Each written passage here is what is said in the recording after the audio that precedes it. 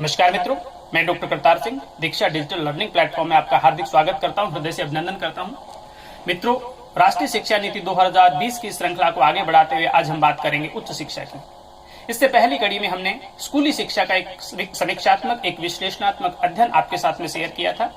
राष्ट्रीय शिक्षा नीति 1986 से लेकर के 2020 तक स्कूली शिक्षा में जो बड़े बदलाव हुए उसका एक समीक्षात्मक दृष्टिकोण आपके साथ में हमने शेयर किया था। और आज हम उच्च शिक्षा की, हायर एजुकेशन की कौन कौन सी पॉलिसी है, सरकार ने क्या क्या बदलाव किए हैं, उनका एक समीक्षात्मक दृष्टिकोण, एक विश्लेषण लेकर के आपके साथ में उपस्थित हुए हैं। तो सबसे पहले हम ग्रेजुएशन कोर्स की बात करते हैं उच्च शिक्षा में।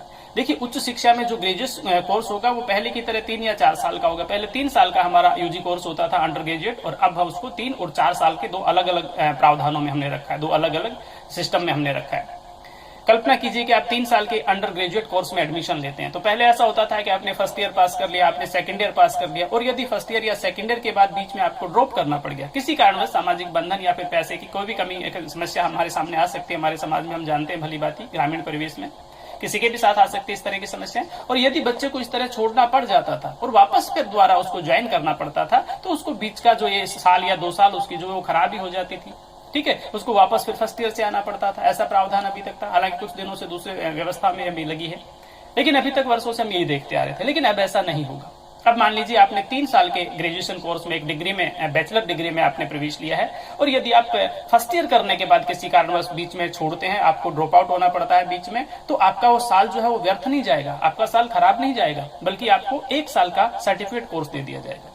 ठीक है, सर्टिफिकेट दे दिया जाएगा। इसके साथ यदि आप उस कोर्स को 2 साल में पूरा करते हैं तो आपको डिप्लोमा दे दिया जाएगा, और यदि आप उस कोर्स को पूरा 3 साल के लिए करते हैं तो आप डिग्री के लिए हकदार हो जाएंगे, आपको डिग्री मिल जाएगी। तो इस तरह से मतलब 3 साल की जो डिग्री है वो फर्स्ट ईयर, सेकंड ईयर और फाइनल अलग अलग स्टेप में आपको सर्टिफिकेट, डिप्लोमा और डिग्री के माध्यम से मिलेगी। और यदि आप सर्विस में जाना चाहते हो, 3 साल की डिग्री आपके लिए वैलिड होगी, आपके लिए काफी है। लेकिन यदि आप रिसर्च करना चाहते हो, अपने सब्जेक्ट को आगे ले जाना चाहते हो, आप शोध करना चाहते हो, आपका इंटरेस्ट आगे बढ़ाने का अपने सब्जेक्ट को, तो आप उस डिग्री को 4 साल तक ले जा सकते हैं। और उसके साथ में 3 साल की बैचलर डिग्री के साथ में आपको एक सर्टिफिकेट अलग से दे दिया जाएगा, मतलब उसके रिसर्च का। तो रिसर्च के साथ आपकी डिग्री हो जाएगी, तो आपके लिए आगे के लिए फायदेमंद होगी। क्योंकि जब आप पीजी करेंगे, ठीक है, जब आप मास्टर्स में जाएंगे तो मास्टर्स में 2 साल की बजाय जिसके पास 4 साल की डिग्री होगी, तो उसको 2 साल मास्टर नहीं करना पड़ेगा, बल्कि 1 ही साल में उसका मास्टर हो जाएगा। और एमफिल का प्रावधान खत्म कर दिया गया है, सीधे उसको, मास्टर वाले को फिर डायरेक्ट फिर पीएचडी में एडमिशन मिल जाएगा। तो हमारी डिग्री 3 साल की भी रह गई, हमारी डिग्री 4 साल की भी हो गई, मास्टर 2 की बजाय 1 साल में भी उसका हो गया, और एमफिल की बजाय सीधा उसको पीएचडी में प्रवेश भी मिल गया। तो इस तरह से बड़ा अच्छा सिस्टम है। ठीक है, दूसरा मतलब इसमें मल्टी एंट्री और एग्जिट सिस्टम रखा गया, जो बहुत अच्छी चीज है। इसमें खास बात से यह है कि मतलब आप कभी भी इसमें प्रवेश ले सकते हो और कभी भी इसको छोड़ सकते हो। ठीक है, आपका जो समय है वो व्यर्थ नहीं जाएगा, आपका समय, टाइम जो है वो बर्बाद नहीं होगा। कल्पना कीजिए कि आपने किसी 3 साल के कोर्स में एडमिशन ले लिया, ठीक है, और वही 2 साल के बाद आपको बीच में छोड़ना पड़ गया, आपका मूड चेंज हो गया, आप किसी दूसरी स्ट्रीम में जाना चाहते हो, आपका कोई दूसरा प्रोफेशनल कोर्स करना चाहते हो, ठीक है, तो आप उसको छोड़ दीजिए, कोई दिक्कत नहीं। एक निश्चित सीमा में जब वापस आ पाएंगे और एक निश्चित सीमा में, अवधि में आकर के जब आप उसको दोबारा से ज्वाइन करेंगे, तो आपका जो साल का या 2 साल का जितने भी क्रेडिट थे वो क्रेडिट आपको मिल जाएंगे, क्योंकि उसको एक एकेडमिक बैंक बना दिया जाएगा, डिजी लॉकर में आपके उन क्रेडिट को सेव कर दिया जाएगा। और आपने 1 साल छोड़ा था या दूसरी साल में छोड़ा था, जब आप पुनः उसको आकर के ज्वाइन करेंगे तो वहीं से आपका फर्स्ट ईयर थी या सेकंड थी, वहीं से आपको काउंट कर लिया जाएगा, आपको मतलब, ठीक है, और आगे का प्रावधान आपकी जो भी डिग्रियां हो जाएगी। तो एक अच्छी चीज है। इसके साथ साथ ही मतलब हमारे जो संस्थान हैं, जितने भी बड़े संस्थान हैं, ठीक है, उनको मतलब मल्टी पर्पज के लिए हम तैयार कर रहे हैं यहाँ पर। अब केवल ऐसा नहीं होगा कि हमारे जो आईआईटी संस्थान है वो केवल आईआईटी करवाएंगे, उनके साथ हम दूसरे सब्जेक्ट को भी लेके चलेंगे। ठीक है, दूसरे मतलब एडिशनल सब्जेक्ट को भी लेकर के चलेंगे, दूसरे कोर्सेज भी वो करवाएंगे। मतलब केवल स्पेशल नहीं होगा कि आईआईटी का संस्थान है, आर्ट्स का संस्थान है, कॉमर्स का संस्थान, ऐसा नहीं। मतलब सबको मतलब हम साथ लेकर के चलने का प्रावधान। ये एक अलग विषय कि हम उसमें क्वालिटी दे पाएंगे या नहीं दे पाएंगे। ठीक है, सरकार सोचेगी इसके बारे में।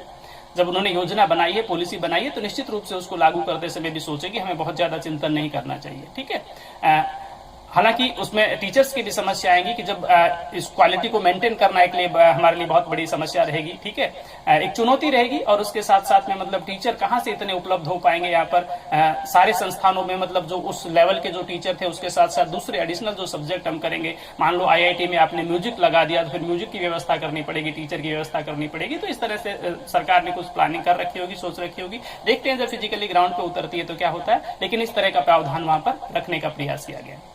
इसके साथ ही जितने भी हमारे जो कॉलेजेज है, जो भी हमारे कॉलेजेज है, ठीक है, उन सारे कॉलेजों को धीरे धीरे जो है वो स्वायत्ता प्रदान करने की बात की गई यहाँ पर। एक दिन में नहीं होगा, क्योंकि हमारी जो योजना है पूरी की पूरी ये 2035 तक की लेकर के हमने योजना बनाई है। 2035-40 तक की हमारी योजना चलेगी। एक दिन में कुछ नहीं होने वाला। अभी पॉलिसी बनी है, अभी तो ये मतलब कानून का रूप लेगा, अमली जामा इसको पहनाना, उसके बाद इसको फिजिकली ग्राउंड पे इसको प्रस्तुत करना है। सरकार की क्या योग्यता मतलब भूमिका रहेगी, सेंट्रल गवर्नमेंट की क्या भूमिका रहेगी, ठीक है, स्टेट गवर्नमेंट की क्या भूमिका रहेगी, एक लंबी प्रक्रिया है। देखते हैं कितनी जल्दी हो पाता है यहाँ पर। तो मैं कह रहा था जितने कॉलेजेज हैं इनको स्वायत्ता प्रदान करने की कोशिश की जा रही है यहाँ पर। धीरे धीरे किया जाएगा ऐसे, जैसे ग्रेड के माध्यम से, ठीक है, ए ग्रेड कॉलेज है उनको अधिक दी जाएगी, फिर बी ग्रेड को दी जाएगी, ए प्लस को उनसे अधिक दी जाएगी। तो इस तरह से धीरे धीरे इनको स्वायत्ता प्रदान की जाएगी और एक निश्चित अवधि के बाद में 2035-40 तक जो हमारी व्यवस्था जिसको हम लेकर के चल रहे हैं 20-25 वर्षों में, ठीक है, इन पूरी की पूरी व्यवस्था में उसमें हम ढालने का प्रयास करेंगे। एक अच्छी चीज है। इसके साथ ही हायर एजुकेशन में जो अलग अलग बॉडीज हमारी बनी हुई, चाहे वो यूजीसी है, चाहे वो एआईसीटी है, चाहे एनसीटी है, इन सबको मिलाकर के मतलब एक रेगुलेटर सिस्टम बनाने का प्रावधान किया गया, जिसमें लीगल सर्विस को और हेल्थ डिपार्टमेंट को छोड़ने की बात की गई है। ठीक है, लगभग एक ही रेगुलेटर के माध्यम से इन सबको मतलब ऑपरेट किया जाएगा। अच्छी चीज है, ठीक है, एक ही बॉडी रहेगी यहाँ पर, लेकिन उसके बावजूद भी मतलब हमें काफी संशोधन करने पड़ेंगे। मैं कह रहा हूँ कि इसमें काफी बदलाव करना पड़ेगा। 1956 में जब हमने यूजीसी का गठन किया तो इसके लिए कुछ अलग से जो नॉर्म्स बनाए थे, शायद उनमें कुछ परिवर्तन करना पड़ेगा, कुछ बदलाव करना पड़ेगा। सोच रखा होगा सरकार ने सारी की सारी चीजों को एक करने का प्रयास किया जा रहा है इनको। तो एक अच्छी चीज है यहाँ पर, उसमें कुछ को छोड़ करके सबको किया जाएगा। ठीक है, जितने भी हमारे हायर एजुकेशन के जो सिस्टम है उन सब में एक बहुत बड़ा बदलाव करने की कोशिश की गई है। जो रिसर्च हमारा वर्क होता है उसमें भी एक बहुत अच्छी चीज लेने की कोशिश की गई है। साइंस के साथ साथ हमारा मतलब इसमें सोशल साइंस में भी रिसर्च को महत्व दिया जाएगा। यहाँ पर रिसर्च के लिए अलग से एक फाउंडेशन बनाने की प्रयास किया जा रहा है। ठीक है, अलग से एक डिपार्टमेंट बनाया जाएगा जो केवल रिसर्च को ही देखेगा, विश्व स्तर का रिसर्च उसमें होगा। इसके साथ ही जो हाई लेवल के जो इंस्टीट्यूट है, हाई लेवल के जो संस्थान है, विदेशी जो संस्थान हाई लेवल को, उनको भी अपने केंद्र, अपने सेंटर्स अपने देश में खोलने की अनुमति मिलेगी। अब इससे अपना जो स्तर है वो बढ़ेगा। ठीक है, कंपटीशन हमारा जो है वो बराबर का हो जाएगा। उसके साथ में वो एक अलग विषय है कि मतलब उन लोगों की फीस के लिए एक प्रावधान करना पड़ेगा। कहीं ऐसा तो नहीं होगा कि मतलब वो हमारे लिए आकर के समस्या बन जाएंगी। ठीक है, हमारे जो महत्वपूर्ण जो फैकल्टीज है वो भी उसमें जाएंगी, लेकिन वो एक अलग विषय है। लेकिन कुल मिलाकर के हमारा जो स्तर है वो ऊपर उठाने का प्रयास किया जा रहा है, एक अच्छी चीज है। ठीक है, इसके साथ ही जितने भी, चाहे वो सेंट्रल यूनिवर्सिटी है, चाहे वो डीम्ड यूनिवर्सिटी है, चाहे वो निजी विश्वविद्यालय है, इन सबको मिलाकर के इनके जो नॉर्म्स है उन सबको समान करने का प्रयास किया गया है, सबको समान धरातल पर लाने का प्रयास किया गया है। इसके साथ ही जो फीस का प्रावधान है, जो बहुत महत्वपूर्ण विषय होता है हम सबके लिए, इस फीस के प्रावधान को भी हमने एक लेवल पे लाने का प्रयास किया है। इसके ऊपर एक सिस्टम बिठाने की कोशिश की है कि मतलब एक निश्चित सीमा से ऊपर पेरेंट्स से फीस नहीं ली जाए, शिक्षार्थी से फीस नहीं ली जाए। ठीक है, कितना लागू होता है वो एक अलग विषय है, क्योंकि स्कूलों के लिए भी हमने प्रावधान कर रखा है, लेकिन वो किसी न किसी रूप में, ठीक है, चाहे वो डेवलपमेंट चार्ज के रूप में लेते हो या सुविधाओं के नाम पर लेते हो, अलग ढंग से मतलब वो ले लेते हैं, तो एक अलग विषय है। लेकिन फिर भी अपन उसमें कोशिश करेंगे कि उसको सही ढंग से किया जाए। एक बहुत खास बात इसमें, एक बहुत खास बात यह है कि मतलब हम बात कर रहे हैं, सरकार बात कर रही है कि हमारी जो जीडीपी है उसका 6% हम इसमें शिक्षा पर खर्च करने का प्रयास करेंगे। पहले भी कोठारी आयोग जैसे आयोग ने कहा था, ठीक है, बहुत पहले कई आयोग जो बने उन सब ने अनुशंसा की थी कि इस प्रकार से होना चाहिए था। ठीक, अभी तक नहीं हो पाया। अभी तक उस टारगेट को हम अचीव नहीं कर पाए, उस लक्ष्य को हम नहीं पहुंच पाए, लक्ष्य तक को स्पर्श तक नहीं कर पाए। ठीक है, अभी तक जो हमारा है वो 4-4.25% के आसपास जो है वो चल रहा है टोटल। और 17-18 की बात करें तो मुझे लगता है कि 3% के आसपास ही हो पाया था। रिसर्च में तो 0 पॉइंट समथिंग मतलब ऐसा रिसर्च के नाम पर हो पाया, टोटल 3% के आसपास रहा था। ओवरऑल यदि हम देखें तो 4-4.3% के आसपास हमारा चलता है।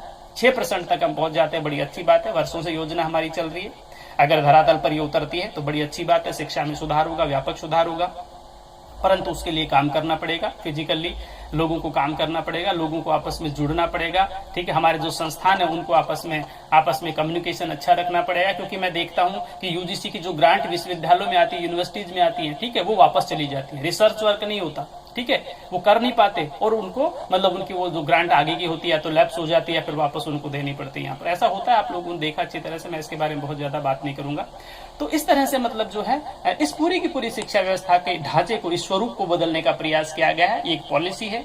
ठीक है, ये जब इसको कानून बनाया जाएगा, ये कानून का रूप लेगी, तो इसको धरातल पर उतारने में कितना समय लगेगा एक अलग बात है यहाँ पर। इसके साथ ही हमारी जो टेक्नोलॉजी उसको बहुत ज्यादा विकसित करने का प्रयास किया जाएगा। हालांकि ड्राफ्टिंग इसकी पहले हो गई थी, ये कोरोना जैसी महामारी तो बीच में आई है, बाद में आई है, लेकिन अब ऐसा लगता है कि शायद हो सकता है कि इसको देखते हुए कुछ और इसमें बिंदु जोड़े गए हो, या पहले भी टेक्निकल जो चीजें हमारी थी, टेक्नोलॉजी का दौर तो शुरू हो ही चुका था हमारा, क्योंकि साल 2 साल पहले से इसकी ड्राफ्टिंग का काम चल रहा था।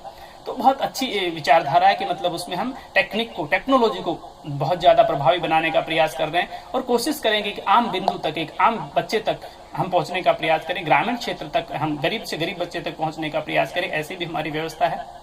इसके साथ ही जो क्षेत्रीय भाषाएं हैं, और क्षेत्रीय भाषाओं के साथ साथ जो लोक कलाएं हैं, ठीक है, जो प्राय विलुप्त होती जा रही है, जो प्राय समाप्त होती जा रही है, उनको ऊपर उठाने का प्रयास भी किया जा रहा है सरकार के द्वारा। अच्छी चीज है, जो चीजें धीरे धीरे हमारी समाप्त हो रही है, यदि उनको पुनर्जीवित हम करने का प्रयास करेंगे तो हमारी लोक कलाओं को भी श्वास मिलेगा, उनको भी जीवन मिलेगा, और धीरे धीरे हमारी सभ्यता, संस्कृति और जो समाज, उनकी पुरानी जो चीजें हैं वो भी उभर करके हमारे सामने आएगी। ई कंटेंट जो हम तैयार करेंगे, ठीक है, टेक्नोलॉजी का जैसे हम विकास चाह रहे हैं, ठीक है, ऑनलाइन हमारी जो एजुकेशन होगी उसमें जो हम ई कंटेंट तैयार करेंगे उस पर भी क्षेत्रीय भाषाओं पर बल दिया गया। 8 महत्वपूर्ण भाषाओं में उस कंटेंट को हम तैयार करने की कोशिश करेंगे, प्रयास करेंगे सरकार के द्वारा। और इसके साथ साथ मतलब यदि ओवरऑल इसकी समीक्षा की जाए तो एक मतलब शिक्षा को वैश्विक बनाने का प्रयास किया जा रहा है। शिक्षा व्यवस्था को बहुत अच्छी चीजें हैं। यदि हम इसकी टोटल समीक्षा करें तो पूरी की पूरी चीज में, जैसे मैंने स्कूली शिक्षा में बात की, स्कूली शिक्षा में अब मिड डे मील के साथ साथ नाश्ते की व्यवस्था बच्चे के लिए की जाएगी। बहुत अच्छी बात है, बहुत अच्छा कॉन्सेप्ट है। अभी हमने 6% की बात की, यदि ऐसा होता है तो बहुत अच्छी बात है। मातृभाषा में 5वीं तक बच्चे को पढ़ाने की बात है, यदि ऐसा होता है तो बहुत अच्छी बात है। लेकिन मैंने पहले भी कहा था पिछले वीडियो में, अब भी मैं अपनी बात पर जोर देकर के कह रहा हूँ, हमारी मानसिकता ऐसी नहीं है कि हम इंग्लिश मीडियम स्कूलों को छोड़ करके और अपने बच्चे को हम हिंदी मीडियम में पढ़ाएंगे, या फिर हिंदी मीडियम की छोड़ो, स्कूल इंग्लिश मीडियम रहेंगे, हम लैंग्वेज पर बल देंगे, हम संस्कृत पढ़ाएंगे, तेलुगु, तमिल और कन्नड़ पढ़ाएंगे। मुझे ऐसा नहीं लगता। हम हिंदी से दूर हटते हुए जा रहे हैं, संस्कृत लैंग्वेज से दूर हटते हुए जा रहे हैं, हमारी जो क्षेत्रीय भाषाएं हैं उनसे हम मतलब परहेज करते हुए जा रहे हैं। अगर ये सब चीजें होती हैं तो बहुत अच्छी बात है। अभी हम केवल यही कहेंगे कि हम आशावान हैं, आशावादी है। मनुष्य को आशावान होना चाहिए। जब सरकार ने इतनी योजना बनाई, इतने प्रबुद्ध लोगों के माध्यम से जब इस योजना को बनाया है, इसकी ड्राफ्टिंग की गई है, ठीक है, पॉलिसी को रूप दिया गया है, इसको 2 लाख से अधिक लोगों ने अपने विचार इसमें प्रस्तुत किए हैं, अपने साझा किए हैं। सरकार ने इतनी मेहनत की है, सरकार ने हर बिंदु पर, जैसे हम चिंतन कर रहे हैं, क्या सरकार ने नहीं सोचा होगा? सरकार ने भी हर बिंदु पर सोचा होगा, ठीक है। क्या चुनौतियां आएंगी उसके बारे में भी उन्होंने विचार किया होगा। तो धीरे धीरे ये सारी की सारी चीजें हमारे सामने आएंगी। धीरे धीरे इसको अमली जामा पहनाने का प्रयास किया जाएगा। जो भी छोटी मोटी समस्या आएंगी उनमें बदलाव किया जाएगा, क्योंकि अभी पॉलिसी बनी है, ये अभी कानून नहीं बना है, ठीक है। ये कानून का रूप लेगा, उसके बाद में इसको उतारा जाएगा, ग्राउंड पर उतारा जाएगा। कुछ राज्यों की भूमिका रहेगी, कुछ केंद्र सरकार की भूमिका रहेगी, और दोनों की भूमिका के साथ जब इसको लागू किया जाएगा तो निश्चित रूप से हमारा समाज जो है वो एक दूसरे रूप में उभर करके सामने आएगा।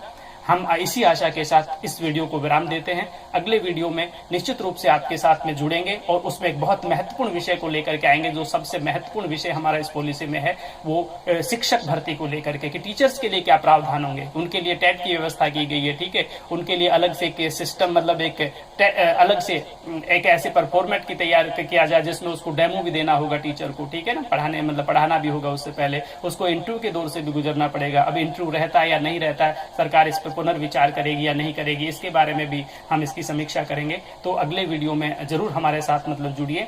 और यदि आप उच्च शिक्षा की तैयारी कर रहे हैं, यदि आप हायर एजुकेशन की तैयारी कर रहे हैं, तो इस हमारे चैनल के साथ जुड़िए, क्योंकि इसमें हायर एजुकेशन से संबंधित हम महत्वपूर्ण टिप्स आपके साथ में शेयर करते रहते हैं। फिलहाल इसमें इतना ही। नमस्कार, जय हिंद, जय भारत।